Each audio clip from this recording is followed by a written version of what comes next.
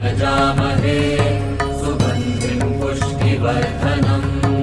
नमस्ते फ्रेंड, मैं एस्ट्रोलॉजर रेखा जैन अपने यूट्यूब चैनल एस्ट्रो रेखा में आप सबका बहुत बहुत स्वागत अभिनंदन करती हूँ। फ्रेंड, आज इस वीडियो में हम बात करेंगे कन्या राशि के वार्षिक राशिफल वर्ष 2023 के बारे में। अब देखिए, वर्ष 2023 में कन्या राशि के जातकों ग्रह गोचर आपको क्या शुभता देने वाले हैं, क्या आशीर्वाद देने वाले हैं, उसके बारे में हम बात करेंगे। साथ ही साथ कहाँ आपको विषम स्थितियों का सामना करना पड़ सकता है, उसके बारे में भी बात करेंगे। मतलब सावधानी रखनी आवश्यक है। साथ ही साथ मैं आपको उपाय भी बताती जाऊंगी, इसलिए आप मेरे साथ अंत तक जुड़े रहें। वीडियो शुरू करने से पहले हम कन्या राशि की ग्रह गोचर की स्थिति के बारे में एक बार नज़र डाल लेते हैं। अब देखिए, यहाँ पे मैंने ब्लैक बोर्ड पर 1 जनवरी मॉर्निंग की कन्या राशि की पत्रिका बनाई है।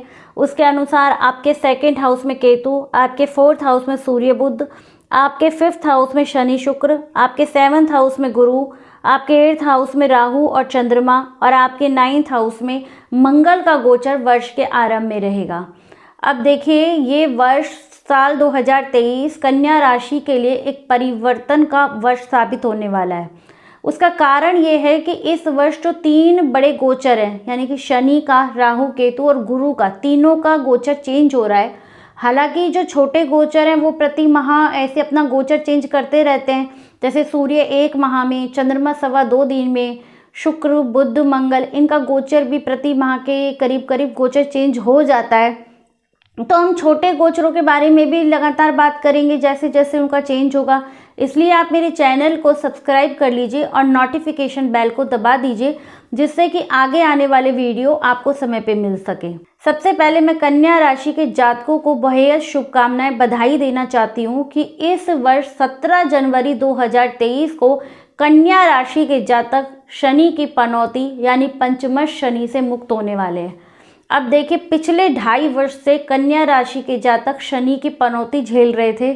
जब भी राशि से 5वें हाउस में शनि होता है, मतलब देखिए आपकी राशि बनती है कन्या, 1 2 3 4 5, मतलब आपके 5th हाउस में पिछले 2.5 वर्ष से शनिदेव विराजमान थे। तो यहाँ पे पिछले 2.5 वर्ष से कन्या राशि के जातक शनि की पनौती यानी पंचमश शनि को झेल रहे थे। अब देखिए, इसमें होता क्या है, इसमें पंचमश शनि जातक को अत्यंत मानसिक परेशानियां, चिंता, संघर्ष, अत्यंत मतलब मानसिक रूप से उसको परेशान, प्रताड़ित करते हैं। अब देखिए, यदि आपको जैसे कन्या राशि के जातक आपने अपने सभी का भला करके आप चले होंगे, किसी को ज़रूरत पड़ी होगी, नाते रिश्तेदार मित्र, तो आपने ज़रूर उनकी ज़रूरत के वक्त सहयोग किया होगा। लेकिन जब आपका काम आया, आपको ज़रूरत पड़ी, तो वो सब लोग पीछे हट गए होंगे। आपने किसी को अपना पैसा उधार दिया तो उसने वापस करने से मना कर दिया होगा। आपके जो बांधव है, संबंधी हैं, कुटुंबजनों हैं, उन्होंने कहीं ना कहीं आपसे कलेश या मनमुटाव रखा होगा। सबने आपका साथ छोड़ दिया होगा। आप अपने आप को बेहद अकेले, कहीं ना कहीं आपको वैवाहिक जीवन में कोई समस्या, संतान पक्ष में कोई समस्या आपको रही होगी। तो पंचमश शनि व्यक्ति को अत्यंत कष्ट देते हैं। देखिए, उत्तर भारत की तरफ तो इतना इसको नहीं माना जाता, वरन दक्षिण भारत की तरफ इसको बहुत अधिक महत्व दिया जाता है। वैसे देखा जाए तो मैंने भी अपने अनुभव में यही पाया है कि पंचमश शनि जातक को साढ़े साती या पनौती से भी जो कि ढैया से भी अधिक जातक को मानसिक कष्ट देते हैं। पिछले 2.5 वर्षों में मेरे पास कन्या राशि की काफ़ी पत्रिकाएं आई, तो वो भी कहीं ना कहीं इस पंचमश शनि से परेशान थे। अब देखिए, जो भी कन्या राशि के जातक मेरी वीडियो देख रहा है, वो कमेंट बॉक्स में ज़रूर लिखें कि पिछले 2.5 वर्षों से उनके ऊपर क्या मानसिक समस्या उनके ऊपर चल रही थी। लेकिन अब घबराने की कोई बात नहीं है। आप लोग 17 जनवरी 2023 को फाइनली शनि की पनौती से मुक्त होने वाले हैं। 17 जनवरी 2023 को शनि आपके 5th हाउस से निकल के आपके 6th हाउस में प्रवेश कर जाएंगे। इसी के साथ आपके लिए एक नए युग का, नए समय का सृजन होगा। आपके जो भी कार्य, क्योंकि हम 6th हाउस से क्या देखते हैं, हम रोग, रिपु और ऋण को। अब देखिए, 6th हाउस में शनि कारक भी होते हैं और ये यहाँ पर अच्छा फल प्रदान करते हैं। और चूंकि ये अपनी राशि के ही हैं, तो ये आपके लिए तो और भी अच्छा होने वाला है। अब देखिए, यहाँ पे आके क्या करेंगे शनिदेव, यदि कोई लंबे समय से आपको पिछले समय से कुछ शारीरिक समस्या चल रही थी तो उसमें अब आपको ये रिलीफ देंगे। कोई दवाई, डॉक्टर वगैरह की दवाई अब आपको जो लग नहीं रही थी वो आपको लगने लगेगी और आप शारीरिक समस्या से आपको कुछ पॉजिटिव परिणाम मिलेंगे। अब देखिए, जो कि आपके चारों तरफ शत्रु बन गए थे पंचम शनि में, नाते, रिश्तेदार, मित्र इत्यादि, अब वो आपको सम्मान भाव देने लगेंगे। कहीं ना कहीं जो लोग पहले आपको पूछते नहीं थे वो अब आपकी सलाह लेने लगेंगे। मतलब शत्रु एकदम से आपके फेवर में हो जाएंगे। इसके अलावा यदि आपने कोई कर्जा लिया था तो वो भी आप चुका नहीं पा रहे थे, तो वो अब आपका कर्जा धीरे धीरे अपने आप चुका देंगे। तो यहाँ पर ये आपको अच्छा प्रभाव देंगे। अब देखिए, शनि की 3 दृष्टियां होती हैं, तीसरी, 7वीं और 10वीं दृष्टि। 6th हाउस से जब शनि अपनी तीसरी दृष्टि से आपके 8th हाउस में देखेंगे तो 8th हाउस में भी शनि आपके लिए कारक होते हैं। अब देखिए, 8th हाउस में देख के आपकी आयु की वृद्धि करेंगे। अब देखिए, यदि आप कोई विद्या, ज्योतिष अगर में आप सीखना चाहते हैं तो उसके लिए अच्छा समय। वैसे इस समय आपकी रुचि भी कहीं ना कहीं गूढ़ विद्याएं, ज्योतिष की तरफ होगी। इसके अलावा यहाँ पे शनि रह देखकर आपके ससुराल से कुछ ना कुछ आपको फायदा करवा सकते हैं। ससुराल से कोई आपको संपत्ति या धन की प्राप्ति हो सकती है। अब देखिए, जब 6th हाउस से शनि अपनी 7वीं दृष्टि से आपके 12th हाउस को देखेंगे तो 12th हाउस से हम खर्चों को देखते हैं तो थोड़े खर्चे ये बढ़ाएंगे, लेकिन डरने की आवश्यकता नहीं। आय भी निरंतर होती रहेगी, तो ऐसे में खर्चे भी आपके बैलेंस होते रहेंगे। इसके अलावा यदि आप कहीं बाहर जाकर पढ़ना चाहते हैं या विदेश में सेट होना चाहते हैं तो उसके लिए बहुत अच्छा समय है। अब देखिए, जब अपनी 10वीं दृष्टि से ये आपके 3rd हाउस को देखेंगे तो क्या होगा, जो आप मेहनत तो पिछले 2.5 वर्षों से कर रहे थे लेकिन आपको उस मेहनत का परिणाम नहीं मिल रहा था, तो अब शनि आपके 3rd हाउस को देखकर कहीं ना कहीं जो आपकी मेहनत हो रही थी उसमें आपको मेहनत के परिणाम पूरे पूरे मिलेंगे। अब बात करते हैं हम दूसरे परिवर्तन की। अब देखिए, 22 अप्रैल 2023 को ही आपके देवगुरु बृहस्पति आपके 7th हाउस से निकल के आपके 8th हाउस में गोचर करेंगे। अब देखिए, कन्या राशि के जातकों के लिए आपके जो बृहस्पति ग्रह हैं वो 4th लॉर्ड और 7th लॉर्ड, अभी 4th लॉर्ड और 7th लॉर्ड का गोचर आपके अष्टम भाव में होगा और यहाँ पर इनकी मेष राशि बनती है तो ये इनकी मित्र राशि है। अब देखिए, यहाँ पे जाकर बृहस्पति क्या करेंगे, यहाँ पे आपको अचानक से धन का लाभ होगा। आपने जिस जगह पे सोचा भी नहीं होगा वहाँ से आपको धन का लाभ होगा। इसके अलावा ससुराल पक्ष से भी आपको कोई प्रॉपर्टी की प्राप्ति हो सकती है। आपकी इच्छा ज्योतिष वगैरह सीखने में गूढ़ विद्याओं की तरफ जा सकती है। यदि आप कोई अनुसंधान या रिसर्च इत्यादि का कार्य कर रहे हैं तो उसमें आपको सफलता मिल सकती है। अब देखिए, ये यहाँ पे देवगुरु जो बृहस्पति हैं वो आपके 4th लॉर्ड भी हैं और आपके 7th लॉर्ड भी हैं। अब ये दोनों अष्टम भाव में जा रहे हैं तो ये क्या करेंगे, कहीं ना कहीं माता की सेहत से कुछ समस्या हो सकती है।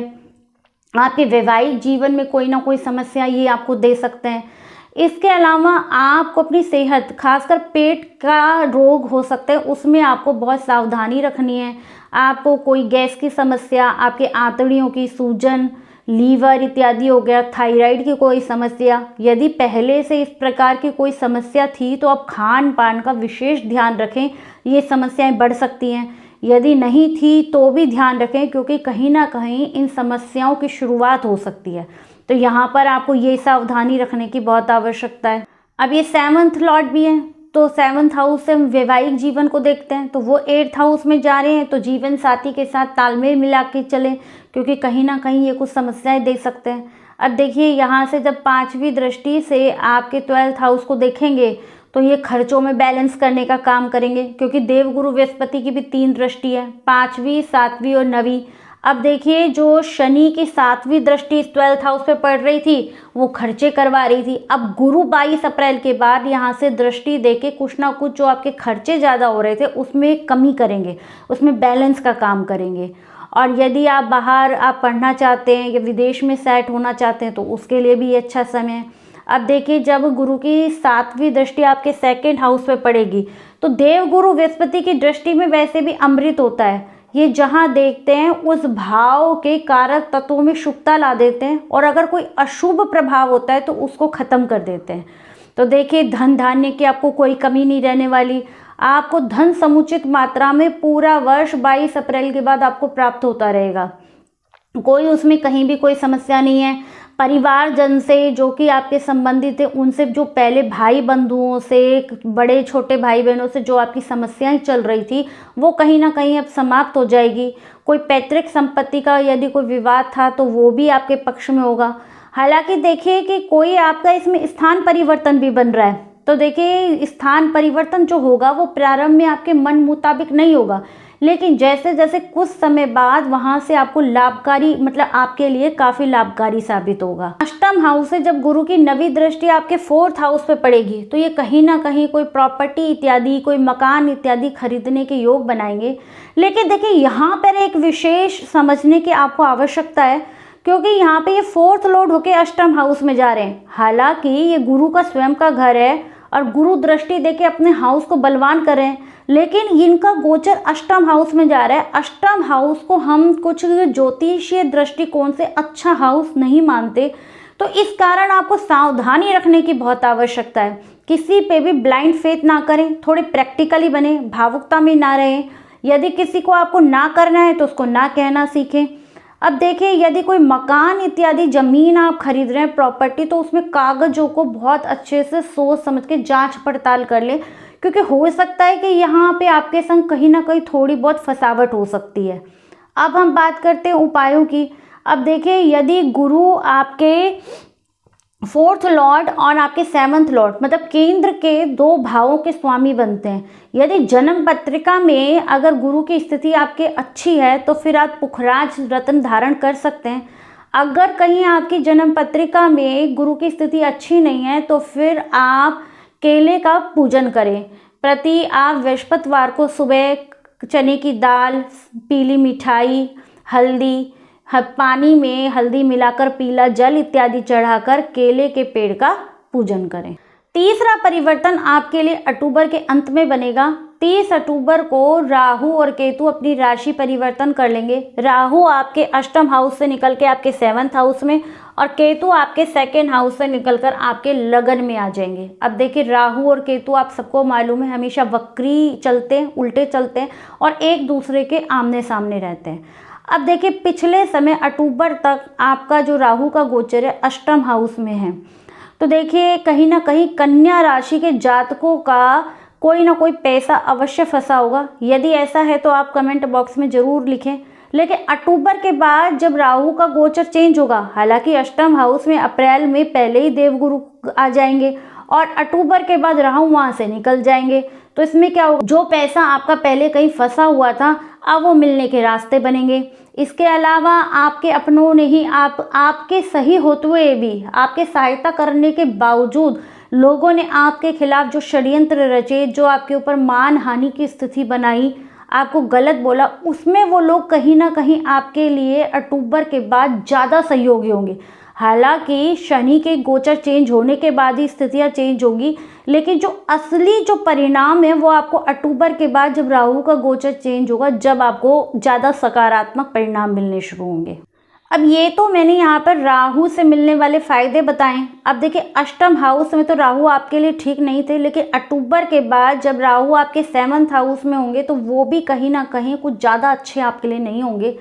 अब देखिए, हालांकि आपका फंसा हुआ पैसा तो आपको मिलेगा, आपके ऊपर सहयोगी भी लोग बनेंगे, लेकिन यहाँ पे आकर आपके क्या करेंगे, यानी कि अक्टूबर के बाद यानी 10 महीने तो निकल ही जाएंगे। आखिरी के जो 2 महीने हैं, नवंबर और दिसंबर, उसमें आपको बहुत उसकी सावधानी रखनी है। अब ये यहाँ पे आके आपके वैवाहिक जीवन में कुछ समस्या प्रदान करेंगे। इसके अलावा आपके राहु की 3 दृष्टियाँ हैं, 5वीं, 7वीं और 9वीं। तो 5वीं दृष्टि से 11th हाउस को, 7वीं दृष्टि से लगन को और 9वीं दृष्टि से आपके 3rd हाउस को देखेंगे। तो क्या करेंगे, आपके लाभ में कुछ कमी करेंगे, आपको कुछ सेहत संबंधी समस्याएं दे सकते हैं। इसके अलावा आपकी 9वीं दृष्टि से जब आपके 3rd हाउस को देखेंगे तो आपकी थोड़ी मेहनत बढ़ा देंगे, कुछ आपकी यात्राएं अधिक होंगी, उनसे फ़ायदा कुछ कम होगा। लेकिन हालांकि ये सब कुछ आपके अक्टूबर के बाद होगा। अब देखिए, उपाय करने के लिए हम क्या करें। उपाय के तौर पे आप राहु के बीज मंत्र ओम राम राहुवे नमः, ओम राम राहुवे नमः की 2 माला प्रतिदिन जाप करें। अक्टूबर के अंत में ही केतु का गोचर आपके लगन में होगा। अब देखिए ये आपके सेकंड भाव से निकल के आपके लगन में आ जाएंगे। अब लगन में जो केतु का गोचर होता है वो अच्छा फल देता है, आपको थोड़ा कूटनीतिक बनेंगे, आप थोड़े धार्मिक बनेंगे। अपितु यूँ कहना गलत नहीं होगा कि आप धार्मिक होने का दिखावा अधिक करेंगे, थोड़े आप अपने कार्य चालाकी से निकालने की कोशिश करेंगे। अब केतु की भी 3 दृष्टियां होती हैं, केतु की 5वीं, 7वीं और 9वीं। अब देखिए 5वीं दृष्टि से आपके पंचम हाउस को देखेंगे तो यहाँ पर इनकी मित्र राशि है, तो यहाँ पर ये आपको अच्छा परिणाम देंगे संतान से, आपके प्रेम में, आपके बुद्धि के समक्ष, विद्या के समक्ष में। अब देखिए 7वीं दृष्टि से जब आपके 7th हाउस को देखेंगे तो यहाँ पर इनकी शत्रु राशि पड़ती है, इससे कुछ वैवाहिक जीवन में आपको समस्याएं देंगे। अब देखिए लगन से जब 9वीं दृष्टि से ये आपके 9th हाउस को देखेंगे तो ये भी इनकी मित्र राशि है, तो यहाँ पर भी ये अच्छा फल देंगे। तो देखिए फ्रेंड, आज इस वीडियो में मैंने आपको वर्ष 2023 में कहाँ आपको ग्रहों का आशीर्वाद मिलने वाला है, क्या आपको सकारात्मक परिणाम मिलने वाले, इसके बारे में तो बताया, साथ ही साथ कहाँ सावधानी रखनी है, और उसके साथ साथ मैंने उपायों के बारे में भी बताया है। आज की वीडियो में इतना ही। नमस्कार।